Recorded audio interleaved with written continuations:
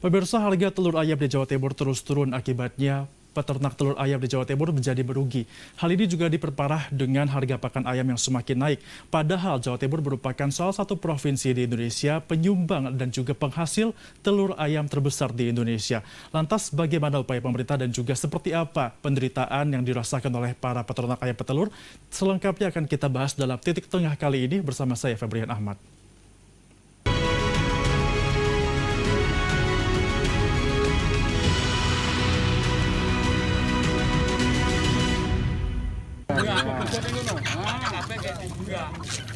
Kita awali dengan informasi sebagai bentuk protes atas anjloknya harga telur ayam. Peternak Kabupaten Blitar membagikan ayam dan telur miliknya secara gratis kepada warga.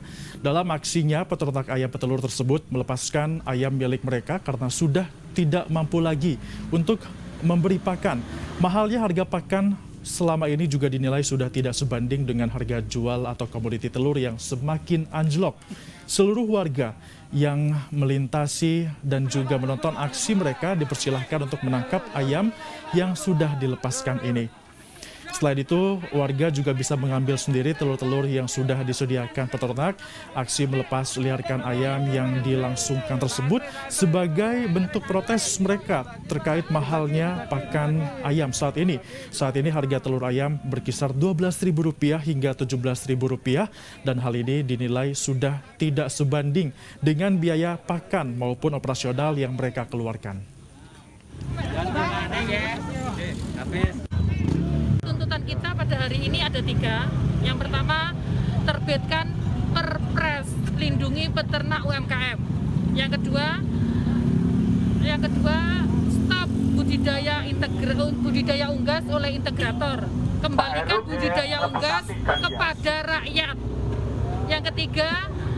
Yang ketiga adalah stabilitas harga telur. Dan pemirsa, untuk membahas seperti apa kerugian yang dialami oleh para peternak telur di Jawa Timur akibat dari turunnya harga ayam, sudah bergabung bersama kami Yesi Yuni yang merupakan koordinator peternak ayam petelur Blitar. Namun perlu diingat pemirsa bahwa Anda juga bisa mengikuti dialog ini dengan interaktif, yakni melalui telepon 0315613908. Saya sapa dulu Mbak Yesi, apa kabar Mbak? Halo. Iya Mas Febri. Ya. Alhamdulillah baik. Ya, Mbak mungkin bisa diceritakan Mbak, seperti apa harga telur ayam saat ini di kandang? Karena tadi kita lihat informasinya bahwa harganya di Rp12.000 sampai dengan Rp17.000. Seperti apa pada hari ini perkembangannya? Apakah sudah ada peningkatan kenaikan atau masih tetap turun? Oke, saya cerita sedikit Mas Febri. Pada waktu kemarin PPKM, awal-awal PPKM itu harga telur mulai terkoreksi turun. Baik. Dengan diperpanjangnya PPKM terus-terusan itu membuat harga terus turun. Maka dari itu kemarin kita tanggal 28 September kita mengadakan aksi di Blitar, bagi-bagi telur gratis, bagi-bagi ayam gratis, lalu disambung dengan teman-teman dari ada Kediri, ada Ponorogo, ada Magetan dan daerah-daerah yang lain. Tapi ternyata aksi-aksi di daerah ini tidak memberikan efek yang positif bagi kami peternak rakyat. Maka dari itu akhirnya kemarin tanggal 11 Oktober kami bersama-sama mendatangi ibu kota negara. Kami dari Blitar berangkat 20 bis ke Jakarta. Kalau yang datang semuanya total sekitar 30-an bis. Kita mendatangi Jakarta, kita adakan aksi di 6 titik yang berbeda secara serempak. Siapa Mbak yang ditemui Mbak? Apa saja yang diorasikan pada saat itu? Dan juga apakah sudah ada sambut baik dari hasil yang dilakukan selama perjalanan dan juga orasi di Jakarta? Iya, itu 6 titik yang bersamaan itu ada DPR, ada Kementan, ada Kemendak, ada Kemensos, dan 2 pabrikan besar. Ada beberapa titik yang ada kesepakatan antara kami dengan pihak-pihaknya, ada yang masih ngambang. Kesepakatan seperti apa, Mbak? Kesepakatan kayak gini, kalau di Kemensos, saya sendiri kebetulan ada di titik Kemensos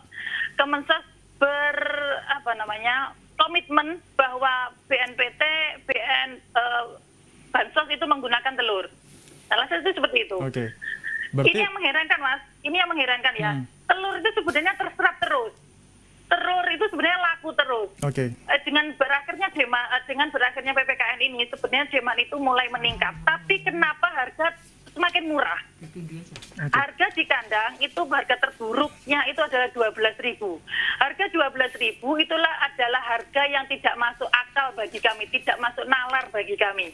Karena itu artinya kami merugi sekitar 7.000 sampai 9.000 per kilogram per hari. Oke, merugi sampai dengan segitu, Mbak. Kemudian, Mbak, sebenarnya kalau kita melihat lagi ke belakang, apa sih, Mbak, yang dari penelusuran dari Mbak Yesi dan juga kawan-kawan yang menyebabkan harga telur ayam ini semakin turun? Apakah memang daya beli dari masyarakat yang semakin rendah atau bagaimana, Mbak? Begini, Mas Febri, dari tinjauan kami salah satunya memang masalah unggas ini kan complicated banget ya. Salah satunya adalah kami peternak rakyat itu menghasilkan telur. Sedangkan pabrikan besar, integrator itu juga menghasilkan telur. Oke. Sehingga suplai meningkat. Sedangkan di sisi lain, kita masih ada PPKM, sehingga daya beli masyarakat itu belum meningkat. Sehingga antara suplai dan demand itu menjadi tidak imbang. Ini salah satu sebab yang mengakibatkan telur itu menjadi sulit untuk meningkat. Maka dari itu, ini menjadi salah satu dari tuntutan kami, yaitu stop budidaya unggas oleh integrator. Kalau misalnya memang akan di stop budaya unggas oleh integrator seperti itu, Mbak, apakah ini artinya persaingan pasar dia akan tidak terbentuk atau bagaimana? Tapi tahan dulu, Mbak Yesi, karena kita akan segera kembali. Pemirsa tetap bersama kami pada Titik Tengah, karena kami akan segera kembali.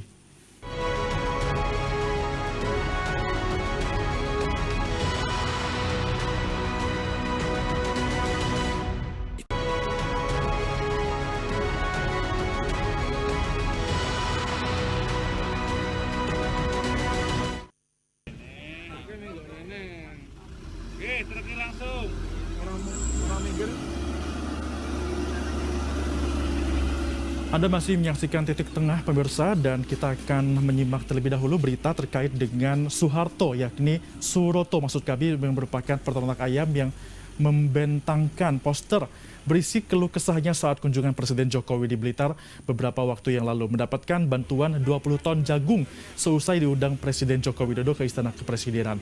Inilah bantuan 20 ton jagung yang diberikan kepada Suroto, peternak ayam asal desa Surwadang, Kecamatan Kademangan, Kabupaten Blitar.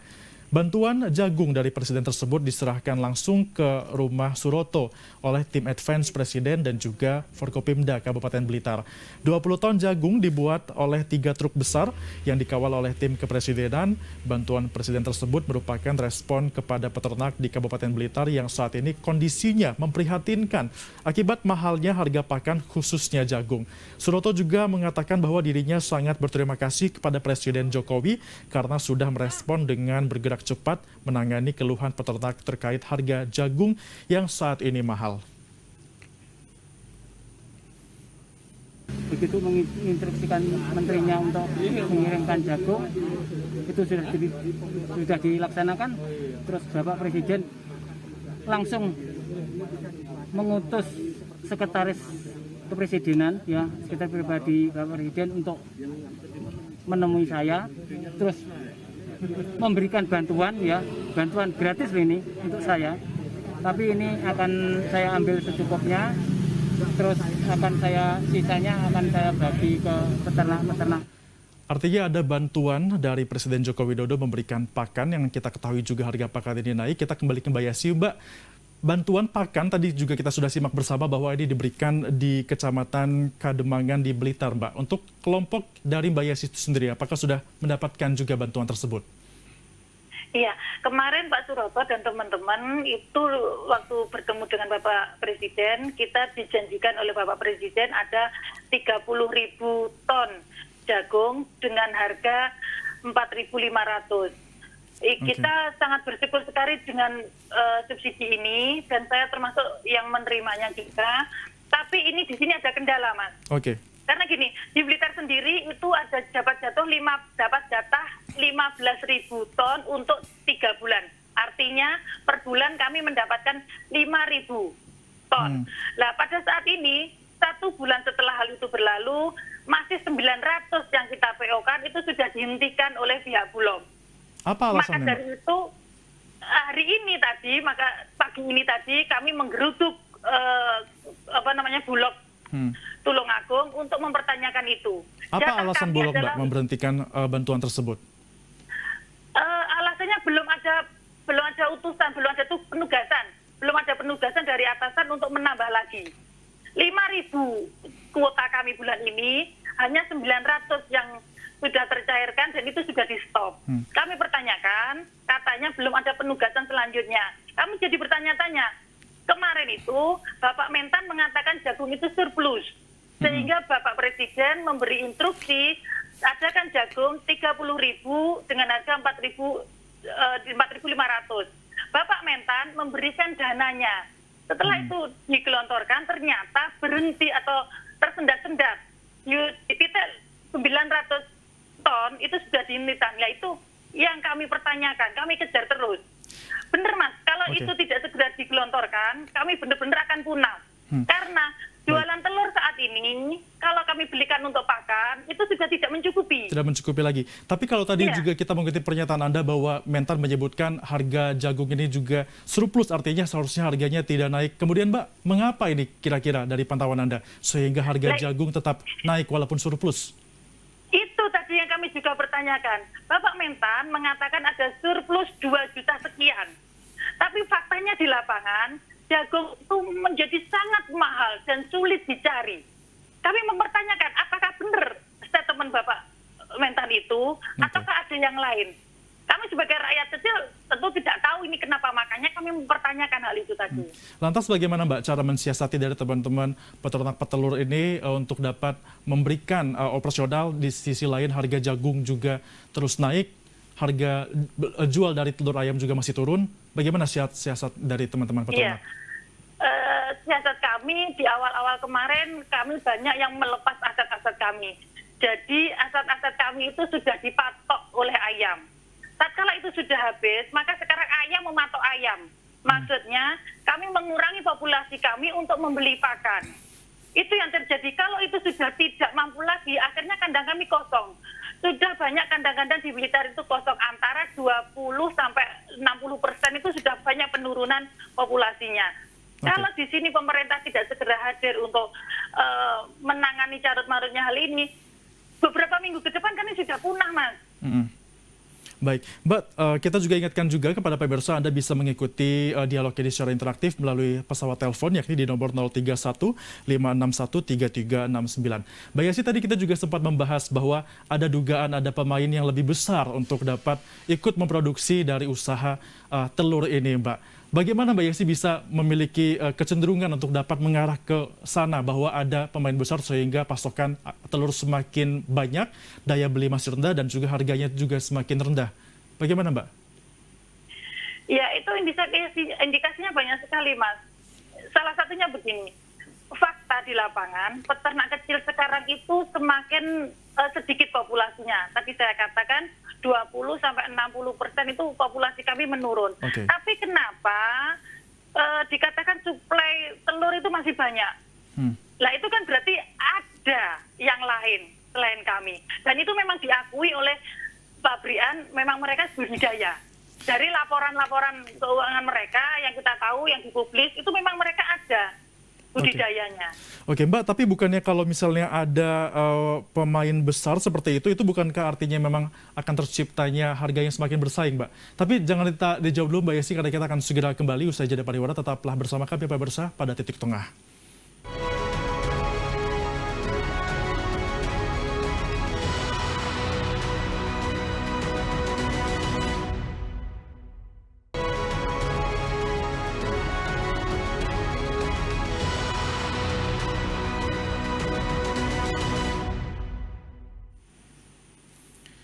Anda masih menyaksikan Titik Tengah dan masih bersama kami juga Mbak Yesi Yudi selaku Koordinator Peternak Ayam Petelur. Tadi kita sempat terputus, Mbak. Tadi disebutkan juga bahwa ada produsen yang lebih besar yang juga ikut melakukan usaha telur ayam. Bukankah artinya kalau misalnya ada produsen lain, artinya tercipta persaingan pasar, Mbak? Seperti apa, Mbak?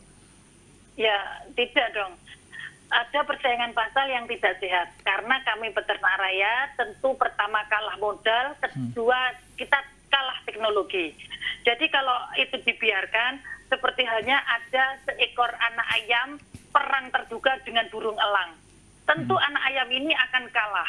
Oke. Maka di itu harus ada di sini hadir pemerintah untuk menata. Ada persaingan yang tidak sehat yang dilihat dalam hal ini adalah seperti tadi dianalogikan telur elang dan juga cacing, Mbak ya. Kemudian Mbak, tuntutan seperti apa Mbak yang ingin disuarakan oleh teman-teman dari para peternak ayam petelur ini kepada pemerintah? Iya, ini kami sampaikan kemarin pada waktu aksi di Blitar dan juga kita lanjutkan waktu aksi di Jakarta. Yaitu yang pertama, terbitkan Perpres lindungi peternak rakyat mandiri. Yang kedua, stop budidaya unggas oleh integrator. Yang ketiga, naikkan harga telur dan stabilitas harga telur. Yang keempat, terbitkan perda pembatasan populasi. Kalau dari teman-teman sendiri melihat kalau nanti memang diterbitkan sejumlah peraturan baru terkait dengan harga ayam dan juga regulasi bagaimana menjual dari telur ini, Mbak. Seberapa efektif memangnya kalau misalnya benar nanti akan ada peraturan-peraturan tersebut? Kami berharap ya, memang pemerintah itu hadir sebagai wasit di antara kami. Sebab kalau pemerintah tidak hadir, kami benar-benar kalah, Mas. Itu tadi, kita kalah modal, kita kalah teknologi. Ya sudah, kita mesti akan punah. Kalau ini dibiarkan seperti ini terus, saya yakin beberapa minggu ke depan kami sudah punah. Sudah tidak ada yang namanya peternak rakyat mandiri. Artinya selama ini pun sudah bertahan sedemikian rupa. Bagaimana Mbak yang dilakukan oleh teman-teman peternak untuk bisa menjaga harga ini tetap stabil? Sudah semakin turun, menjaganya bagaimana agar tetap stabil? Kita usahakan menjual sesuai dengan stok yang ada, kita usahakan untuk kompak mengangkat harga, tapi ternyata hal itu tetap belum bisa mengangkat harga. Belum ada intervensi dari pemerintah untuk menjaga ini. Okay. Ini Mas yang saya pengen katakan. Pada waktu harga telur itu naik, pemerintah mempunyai legalitas untuk menahan harga supaya tidak semakin naik. Okay. Contohnya dengan operasi pasar, dengan gelar produk peternakan pertanian dan lain-lain. Tapi pada waktu harga telur turun, tidak ada legalitas yang dilakukan oleh pemerintah untuk menjaga telur agar tidak semakin terpuruk. Artinya memang dibutuhkan legalitas yang pasti dari pemerintah agar ini bisa menjadi selesai masalahnya, Mbak ya. Harapannya seperti apa, Mbak, agar segera bisa terrealisasi legalitas itu? Bagaimana harapan dari teman-teman peternak? Singkat saja, Mbak. Ya, itu tadi, stop budidaya unggas oleh integrator, lalu terbitkan Perpres lindungi peternak rakyat mandiri. Dan yang ketiga, terbitkan perda pembatasan populasi.